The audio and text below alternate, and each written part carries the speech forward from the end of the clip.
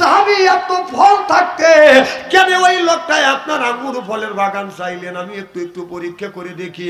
আমি বাজারে যাইয়ে বড় দেখে এইরকম একটা আপেল ফল কিনে আনিয়ে এর চাইতে বুড়ো মানুষের কাছে গেলাম যার মুখে একটা দাঁত নাই। আমি যা বললাম, চাচা এই আপেল ফলকে আপনি খাইতে পারবেন? চাচা মুখ চুটকায় আর কয়, ছাইছে দেও। কি দাও? সাইসিয়া দাও, ঠাট্টা করিয়া দাও। আমি বললাম সাইসেও দেব না, ঠাট্টা করেও দেবো না। আপনি যদি কামড়াইয়া খাইতে পারেন ফলটা তো দিয়েই দিব, তারপরে আমি আপনাকে পেট ভরে মিষ্টি খাওয়াবো। আমারে বলে, বাবা দেও, আমি দেখি চেষ্টা করে পারি কিনা। আমি লক্ষ্য করে দেখলাম মুরুবি ফলটা হাতে নিয়ে এরকম করে ঘুরোতে আর পজিশন নিচ্ছে কোন জায়গা কামড় দিবে। দাঁত তো নাই, এইরকম করে কামড় দিছে, অমনি স্লিপ কেটে গেছে। হাসেন না, এটা হাদিসের কথা। সুবহানাল্লাহ, এটা জোরে কথা। আমি আর চোখের পানি ধরে দেখতে পারিনি। আরে আল্লাহ, বুড়া মানুষ আপেল ফল খাওয়ার জন্য, ফলটা তো ছোট না বড় আপেল ফল, যেই কামড় দেখালি ফসকে যায়, স্লিপ খাইতে আসে।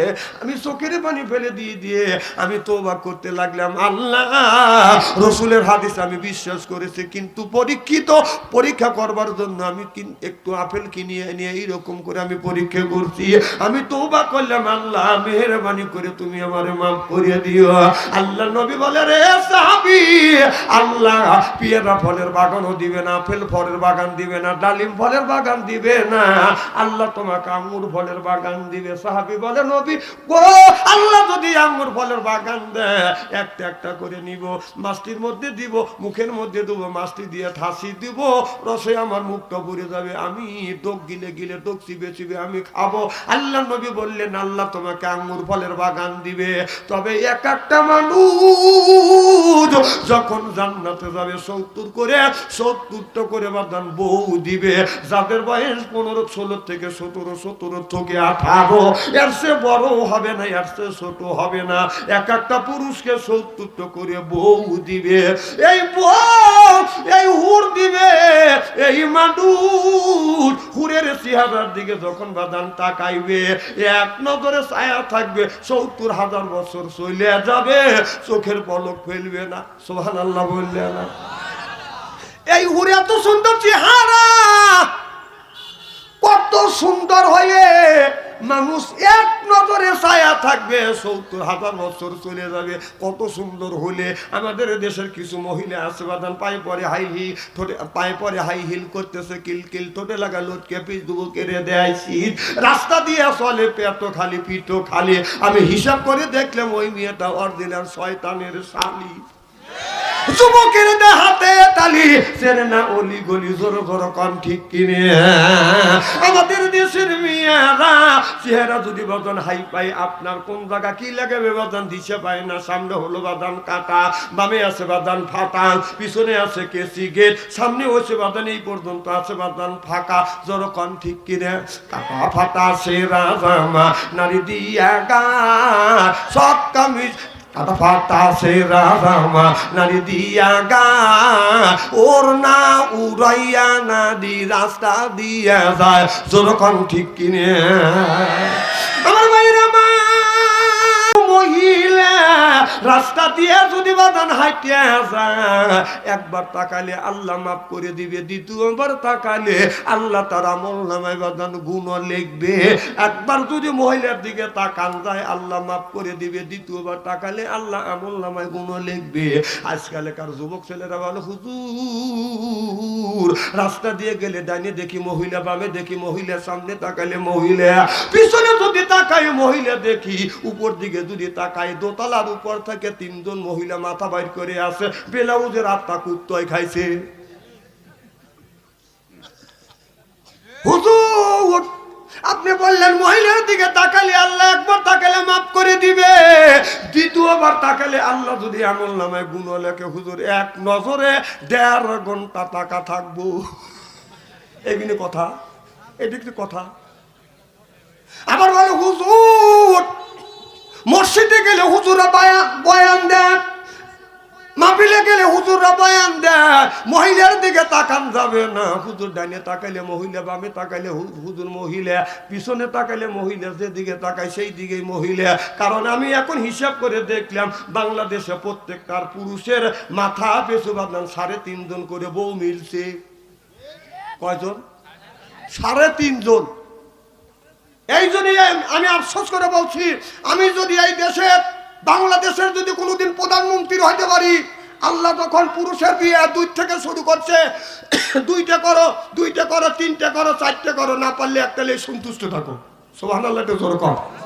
আমি যদি এই দেশের প্রেসিডেন্ট হইতাম, বলতাম যে সর্বপ্রথম 2 থেকে বিয়ে শুরু করো, পারলে 3টে করো, পারলে 4টে করো। ঠিক কবি না, তুমি বাড়ি যাও না, এনে ঠিক কথা, এনে ঠিক বলা লাগবে। বউ বলবি যে তো ঠিক কথা চায়, হ্যাঁ একটা কি বাদ কাপড় দিবে পার না, আবার আর একটা কথা ঠিক।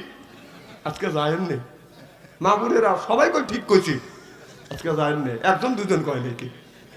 যদি আজকে খবর না হয়েছে এই সময় কয় না, না আমি কোরআনের কথা বললাম আর আপনারা করতেছেন ঠিক। কারণ আল্লাহ 2টে দিয়ে শুরু করছে, 2টে বিয়ে করো, 3টে করো, 4টে করো। কথা কার? এখন কথা করতেছেন ভয় পাচ্ছি কে? এখন ভয় পাও কে? আল্লাহর কথা বলতে হন ভয় পাচ্ছেন, যখন কথা কার? আর ভ্যান কিছু লোক তাও বলতেছে না, থুতুলেন বুকে আর দোয়া ইউজ করতে থাকেন। আমার ভাইরা, আমার মুসলমান ভাইরে, আল্লাহর হাবিবের পিয়ামতেরা ভালো করে লক্ষ্য করে শুনুন, আমলে নিয়তে বদন শুনতে হবে। আল্লাহ হাদিস শরীফের মধ্যে, আল্লাহ কোরআনের মধ্যে বলেছে 2টে করো, 3টে করো, 4টে করো, আর না পারলে একটাই নিয়ে তোমরা সন্তুষ্ট থাকে। কথা আমার মুসলমান ভাইরা, সাহাবী বলে ইয়া রাসূলুল্লাহ, ইয়া হাবিবাল্লাহ, আমি বুড়া মানুষ কয়টা বউ দিবে? আল্লাহ কয় 70 করে বউ দিবে। এবার ওই মুরব্বী মানুষ বলে ইয়া রাসূলুল্লাহ, ইয়া হাবিবাল্লাহ, এতগুনি বউ দিয়ে আমি কি করব? একটাই নিয়েই তো আমি চলতে পারি না। হুজুর বসতে গেলে ইসিস করে বসি, ওঠার সময় অমা কয়া উঠি। আল্লাহ যদি আমাকে এতগুনি বউ দেয়, এতগুনি বউ দিয়ে কি করব? আল্লাহ নবী বললেন ইচ্ছায়ও তোমার এই বউগুনি তোমার নিতেই হবে, ইচ্ছায়ও নিতেই হবে, গর ইচ্ছায়ও নিতেই হবে। সাহাবী বলে ইয়া রাসূলুল্লাহ, ইয়া হাবিবাল্লাহ, আল্লাহ জোর করে যদি 70 করে যদি বউ দেয়, আমি বইয়ের হক আদায় করতে পারবো না। ছায়া ছায়া দেখা ছাড়া আর কোনো পথ থাকবে না। কয় ঠিক?